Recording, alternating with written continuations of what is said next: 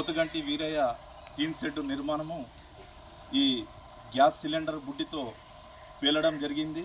వారి ఇల్లు దగ్ధమైంది.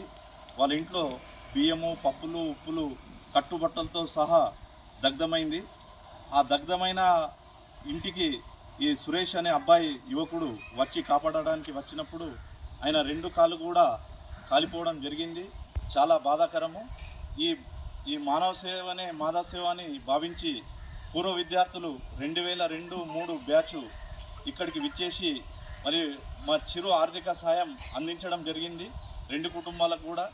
కావున ఇంతకుముందు కూడా చాలా సంఘాలు, చాలా యువకులు, చాలా పూర్వ విద్యార్థులు, అదేవిధంగా టీచర్ల సంఘం కూడా వచ్చి ఆర్థిక సాయం కానీ మరియు వివిధ బియ్యం కానీ ఇలాంటి ఎన్నో సహాయం అందించడం జరిగింది. వారికి కూడా ప్రత్యేక ధన్యవాదాలు తెలియజేస్తున్నాము. మరియు ఇంకా ఎవరన్నా యువకులు కానీ పెద్దలు కానీ ముందుకు వచ్చి వీరికి ఆర్థిక సాయం కానీ మరియు ఇతరత్ర ఏదైనా సాయం చేయగలరని కోరుచుంటూ సెలవు తీసుకుంటున్నాం.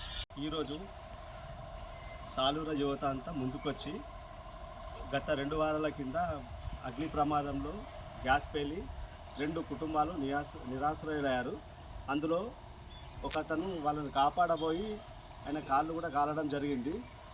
అందరూ సహృదయంతో పుట్టిన ఊరికి, కన్న తల్లికి, ఈ దేశానికి సేవ చేయడం ఒక ముఖ్యమని మన యువత అంతా ముందడుగేయడం శుభసూచకం.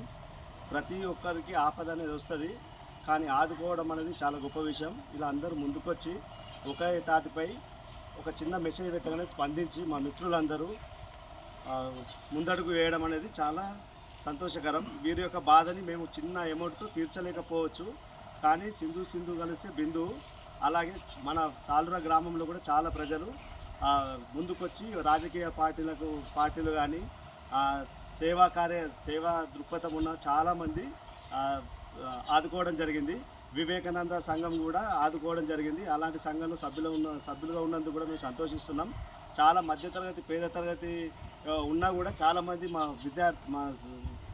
తోటి ఉద్యోగులు, మన తోటి విద్యార్థులు చాలా ముందుకే పెద్ద మనసుతో వారికి తోచిన సహాయాన్ని అందించడానికి ముందుకొచ్చినందుకు ప్రతి ఒక్కరికి పేరు పేరు ధన్యవాదాలు తెలుపుకుంటూ వారి కుటుంబాలు త్వరగా కోలుకోవాలని ఆ భగవంతుని కోరుకుంటున్నాను.